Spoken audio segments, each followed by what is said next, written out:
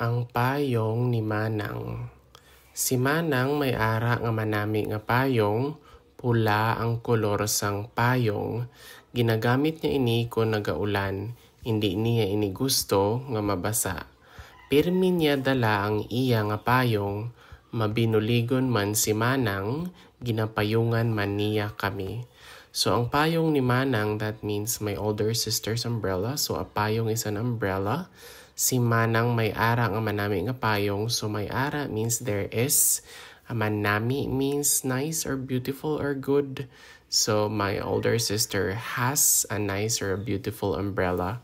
Pula ang kolor sang payong. So pula is red, color is color. So the color of the umbrella is red. Ginagamit niya ini kung nagaulan. So gamit is like use.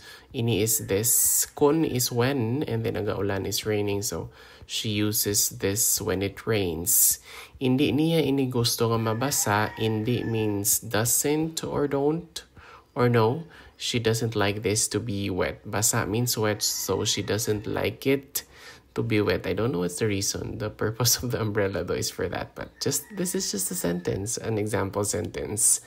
Pirmi niya dala ang iya nga payong. So pirmi is always, dala is like carry. So she always carries her umbrella.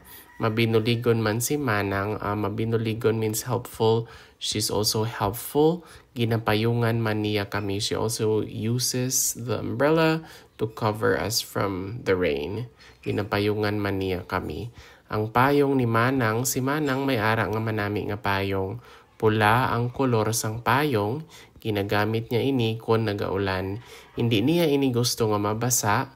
Pirmi niya dala ang iya nga payong. Mabinuligon man si Manang, ginapayungan man niya kami. Ang payong ni Manang.